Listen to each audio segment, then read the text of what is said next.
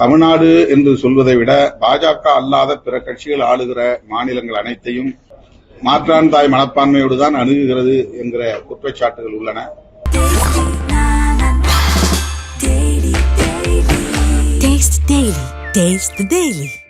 வெறும் விளையாட்டு வீராங்கனையாக மட்டுமில்லாமல் ஒரு அரசியல் புரிதல் தெளிவு உள்ளவராகவும் அவருடைய பேட்டியில் இருந்து நம்மால் அறிய முடிந்தது. சென்னையில் நடைபெற்று வரும் 3வது ஆசிய விளையாட்டு தொடர் போட்டியில் கபடி பிரிவில் இந்திய அணியின் சார்பில் இளம் பெண்களுக்கான போட்டியிலே பங்கேற்று இந்தியாவுக்கு தங்கம் வென்றெடுத்து சாதனை புரிந்த நமது கண்ணகி நகர் கார்த்திகாவை விடுதலை சிறுத்தைகள் கட்சியின் சார்பில் நெஞ்சார பாராட்டுகிறோம், வாழ்த்துகிறோம். அவருக்கு பயிற்சி அளித்த பயிற்சியாளர் கே. ராஜி அவர்களையும் பாராட்டி வாழ்த்துகிறோம். அவர் இன்னும் உலகளாவிய அளவில் இதுபோன்ற வெற்றிகளை குவித்திட வேண்டும், சாதனைகள் படைத்திட வேண்டும் என்று மனமாற வாழ்த்துகிறோம். மிகவும் எளிய குடும்பத்திலே பிறந்து தாயின் அரவணைப்பிலே வளர்ந்து இந்த சாதனையை புரிந்திருக்கிற கார்த்திகா, நான் பிறந்த கண்ணகி நகருக்கு ஒரு புதிய பரிமாணத்தை ஏற்படுத்தியிருக்கிறேன், அதிலே எனக்கு பெருமை, இதுதான் எங்கள் அரசியல் என்று சொல்லியது பாராட்டுதலுக்குரியது. அவர் வெறும் விளையாட்டு வீராங்கனையாக மட்டுமில்லாமல் ஒரு அரசியல் புரிதல் தெளிவு உள்ளவராகவும் அவருடைய பேட்டியில் இருந்து நம்மால் அறிய முடிந்தது. அந்த வகையிலும் அவரை பாராட்ட, வாழ்த்த கடமைப்பட்டிருக்கிறோம். கண்ணகி நகர் என்றாலே அதை குறைத்து மதிப்பிடுகிற ஒரு போக்குதான் இவ்வளவு காலம் இருந்தது. இப்போது உலகளாவிய அளவில் அந்த பகுதிக்கே பெருமை சேர்த்திருக்கிறார் நம்முடைய கார்த்திகா. அவர் படிப்பிலும் சாதனை புரிய வேண்டும். தமிழ்நாடு அரசு கார்த்திகாவுக்கும் அபினேஷுக்கும் 25 லட்சம் ரூபாய் ஊக்கத்தொகை வழங்கி பாராட்டி சிறப்பித்திருப்பதை வரவேற்கிறோம் என்றாலும் இந்த ஊக்கத்தொகையை 1 கோடி ரூபாயாக உயர்த்தி தர வேண்டும் என்று ஏற்கனவே விடுதலை சிறுத்தைகள் கட்சியின் சார்பில் கோரிக்கை வைத்திருக்கிறோம். அதை மீண்டும் வலியுறுத்துகிறோம். அத்துடன் அவருக்கு வேலைவாய்ப்பை, அரசு வேலைவாய்ப்பை உறுதிப்படுத்தி இருக்கிறார்கள். மாண்புமிகு முதல்வர் அந்த உறுதியை தந்திருக்கிறார். அது மகிழ்ச்சி அளிக்கிறது. அதே வேளையில் அவருக்கு அரசு வீடு ஒன்றை ஒதுக்க வேண்டும். இருவருக்குமே, அபினேஷும் தந்தை இல்லாதவர்தான், அவரும் எளிய குடும்பத்தை சார்ந்தவர்தான், திருவாரூர் மாவட்டத்தை சார்ந்த இளைஞர், வேல்ஸ் பல்கலைக்கழகத்தில் 1ஆம் ஆண்டு பொறியியல் BA பொருளாதாரம் படிக்கிற மாணவர். அவருக்கும் கார்த்திகாவுக்கும் அரசு வீடு ஒதுக்க வேண்டும் என்றும் வலியுறுத்துகிறோம். தனக்கு என்ன வேண்டும் என்ற கோரிக்கையை விட தான் இருக்கும் கண்ணகி நகர் பகுதியை மேம்படுத்த வேண்டும். குறிப்பாக ஒரு கபடி விளையாட்டு மைதானத்தை, உலகத்தரம் வாய்ந்த ஒரு மைதானத்தை உருவாக்கி தர வேண்டும் என்ற கோரிக்கையை கார்த்திகா விடுத்திருப்பது அவருக்கு ஒரு பரந்த பார்வை இருக்கிறது, பொதுவான நோக்கு இருக்கிறது, தொலைதூர பார்வை இருக்கிறது என்பதை அறிய முடிகிறது. இந்த அளவுக்கு அவரை வளர்த்த அவருடைய அன்னை சரண்யா அவர்களையும் இவ்வளவு சிறப்பான ஒரு விளையாட்டு வீராங்கனையாக வளர்த்தெடுத்த பயிற்சியாளர் ராஜி அவர்களையும் மீண்டும் ஒரு முறை நெஞ்சார பாராட்டுகிறோம், வாழ்த்துகிறோம். மாவட்டந்தோறும் விளையாட்டு பயிற்சிக்கான அனைத்து கட்டமைப்பு வசதிகளையும் ஏற்படுத்த வேண்டும். ஊருக்கு ஊர் மாணவர்கள்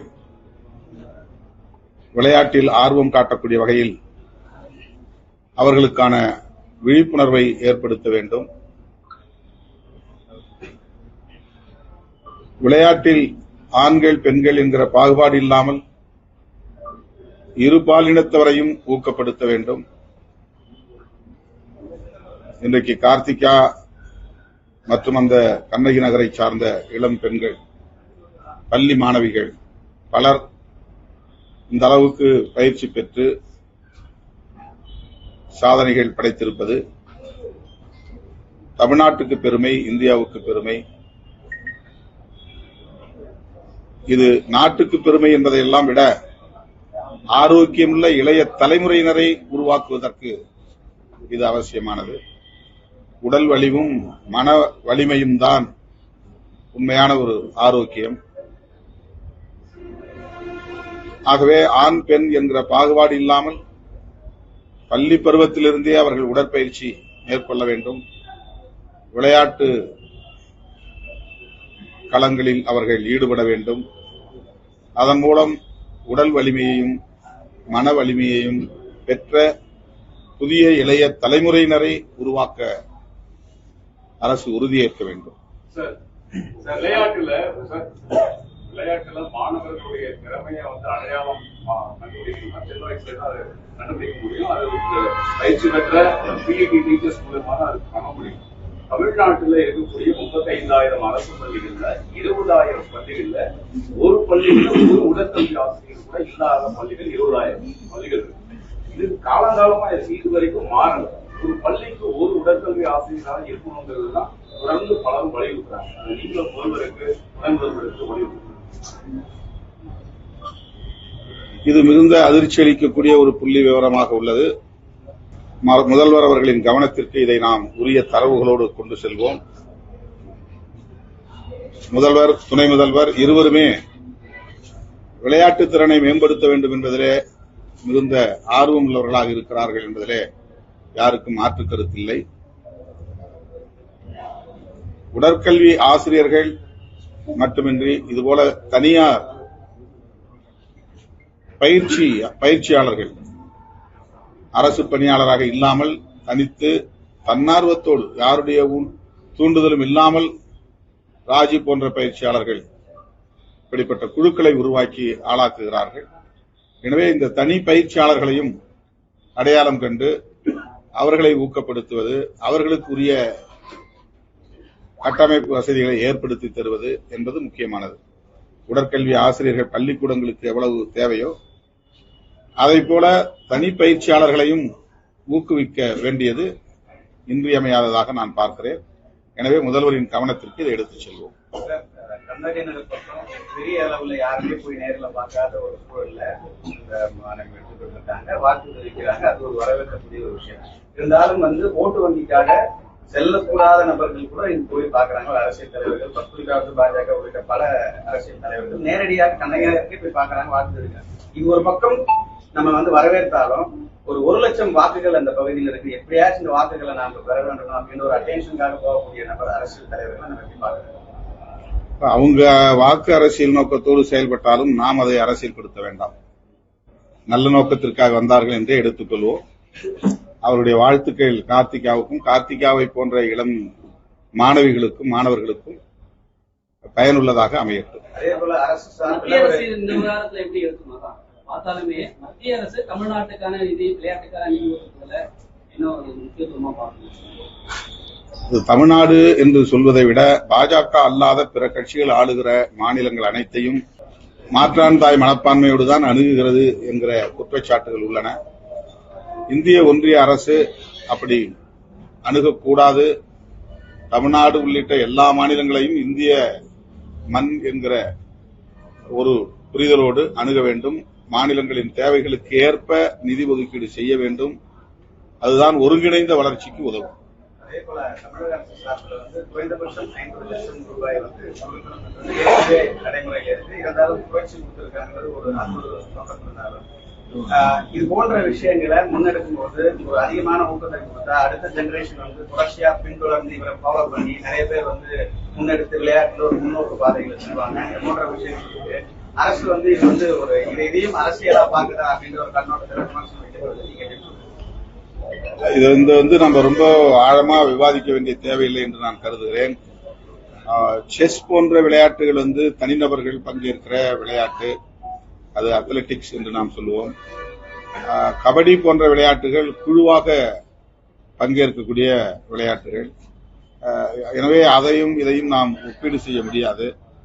ஒவ்வொரு விளையாட்டுக்கும் சாதனை புரிகிறவர்களுக்கு எவ்வளவு நிதி தரலாம் என்பது குறித்து ஏற்கனவே அரசு ஒரு வரையறை செய்திருக்கிறது.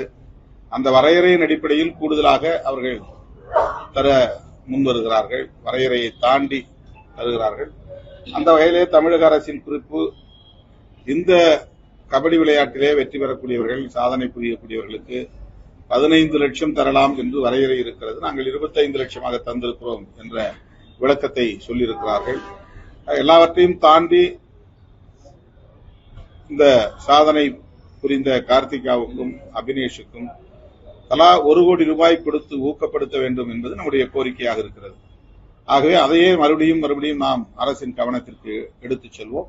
இதற்குள்ளே நாம் வேறு எந்த விமர்சனத்தையும் செய்ய தேவையில்லை என்பது என்னுடைய கருத்து. எல்லா விளையாட்டு வீரர்களுக்கும் எல்லா அந்த குழுவை சார்ந்த அனைவருக்குமே போய் சேரணும். ஆனா இவங்க வைஸ் கேப்டன், அது அந்த துறையில அப்படி சில வரையறை வச்சிருக்கிறாங்க. ஒரு டீமா ஒர்க் பண்ற கேம்ஸ் இருக்குது, இண்டிவிஜுவல் பண்ற அத்லெட்ஸ் இருக்குது, செஸ் மாதிரியான சில ரொம்ப பிரைனி கேம்ஸ் எல்லாம் இருக்குது. அதுக்கு தகுந்த மாதிரி அவங்க சில வரையறை வச்சிருக்கிறாங்க. அந்த வரையறை அடிப்படையில் தான் நிதியை ஒதுக்கீடு செய்யறாங்க. ஆனா கூடுதலா அவங்க தர்றதையும் நாம் பார்க்கிறோம். அதை நாம எல்லா விளையாட்டையும் ஒரே மாதிரி சமப்படுத்தி பார்த்துட முடியாது. ஆனா என்னன்னா இப்ப இந்த கபடி டீம்ல விளையாண்ட எல்லோருக்கும் அந்த ஒரு பாராட்டும் சான்றிதழும் அவர்களுக்கான ஊக்கத்தொகையும் வழங்கப்பட வேண்டும் என்பது விடுதலை சிறுத்தைகளின் ஒரு கோரிக்கை. தங்கப்பதக்கங்கிறதுக்கு முதன்மைப்படுத்துவாங்க. தங்கப்பதக்கம்ங்கிறது அதான் வெள்ளி, அது ஒரு 3வது நிலையை பெறக்கூடிய பதக்கங்கிறதுனால அது பெருசா யாரும் கொண்டாடுறது இல்லை. ஆனா அதுவும் ஒரு சாதனை தான். 3வது இடத்தை பெறுவதுங்கிறது ஒரு சாதனை தான். தங்கப்பதக்கம் வென்றவர்களை எப்போதுமே தேசம் பாராட்டிக் கொண்டிருக்கிறது. எனவே அதையும் நாம் ஒப்பீடு செய்து அதை ஒரு விமர்சனத்துக்குள்ளாக்க தேவையில்லை என்று என்னுடைய கருத்து. விளையாட்டுத்துறையா இருக்கட்டும், எந்த துறையா இருக்கட்டும், நம்ம எல்லா விஷயத்தையுமே ஆண் பெண் அதுக்குள்ளேயே நம்ம சுருக்கி பார்க்கிறோம். நம்ம திருநங்கைகள், திருநங்கைகள் இவங்களும் சமூகத்துல அடுத்த கட்டத்துக்கு வரணும்னா இது போன்ற துறைகள்ல அவங்க வரணும். அதுக்காக வேண்டி நம்ம என்ன முன்னெடுப்புலாம் முக்கியமா பண்ண வேண்டியது இருக்கு சமூகத்துல. அந்த மாதிரி 3வது பாலினத்தை சார்ந்தவர்கள் அதுல எந்த அளவுக்கு ஆர்வம் காட்டுகிறார்கள் என்பதை அறிந்து அவர்களை ஊக்கப்படுத்த வேண்டியது அரசின் கடமை. நான் ஏற்கனவே சொன்னதை போல பள்ளிகளில் உடற்கல்வி ஆசிரியர்களை எப்படி நாம் கட்டாயம் நியமனம் செய்ய வேண்டும், அவர்கள் மூலமாக மாணவர்களிடையே விளையாட்டு திறனை மேம்படுத்த வேண்டும் என்று சொல்கிறோமோ, அதை போல தனிப்பயிற்சியாளர்களை அடையாளம் கண்டு அவர்களுக்கு ஊக்கமளிப்பதன் மூலம் 3ஆம் பாலினத்தவர் போன்றவர்களை பயிற்சியாளர்கள் கட்டாயமாக வளர்த்தெடுப்பார்கள். அந்த அடிப்படையில இதை அணுகலாம் என்பது என்னுடைய கருத்து. டிவி டிபேட் அதிமுக அதிகாரப்பூர்வ செய்தி தொடர்பாளர் சத்தியன் அவர்கள் நசுக்கப்பட்டோம், பிதுக்கப்பட்டோம் அப்படின்னு ஒரு வார்த்தை தலித் மக்கள் மீது குறிப்பிட்டு பேசுகிறார். அது நம்ம கார்த்திகா இல்லாத ஒரு அமர்வுல உட்கார்ந்து பேசுவோம். இது முழுக்க விளையாட்டுக்குள்ள நம்ம அந்த அரசியல் பேச வேண்டாம். இந்த நேரத்துல கார்த்திகாவுக்கு வெறும் பாராட்டுன்றது மட்டும் பார்க்காம சென்னையில ஒட்டுமொத்தமான வளர்ச்சிக்கு என்ன பண்ண வேண்டிய தேவை இருக்கு? ஸ்போர்ட்ஸ் பிளேங் கிரவுண்ட் சொல்லிட்டீங்க, லைப்ரரி, அடிப்படை வசதிகள், ஆரம்ப சுகாதாரம், இதுல அரசு நிறைய செய்திக்கு தான் வர்றாங்க. படிப்படியா இன்னும் அந்த மக்களுடைய கோரிக்கைகளை ஏற்று நிச்சயமா செய்வாங்க. இப்போ கார்த்திகா அதுக்கான ஒரு ஐக்கனா மாறி இருக்கிறாங்க. நிச்சயமா கார்த்திகா அந்த பகுதி மக்களுக்கான கோரிக்கைகளை அரசினுடைய கவனத்துக்கு எடுத்து சென்று அதை நிறைவேற்றுவதற்கு வாய்ப்பு இருக்கிறது என்று நான் நம்புகிறேன். ஏன்னா விளையாட்டுத்துறை கவனிக்கிற அமைச்சர் சுகாதாரத்துறை அமைச்சர் மாசு அவர்கள் தன்னுடைய இந்த பாராட்டு விழாவில் பேசியிருக்கிறார். இந்த கண்ணகி நகரை மேம்படுத்துவதற்கு முதல்வர், துணை முதல்வர் இருவரும் ஆர்வமாக இருக்கிறார்கள் என்பதை சுட்டிக்காட்டியிருக்கிறார். எனவே அந்த பகுதியை அடிப்படை வசதிகள் என்னென்ன தேவை இருக்கின்றன என்பதை அறிந்து நிச்சயம் மேம்படுத்துவார்கள் என்று நம்புவோம்.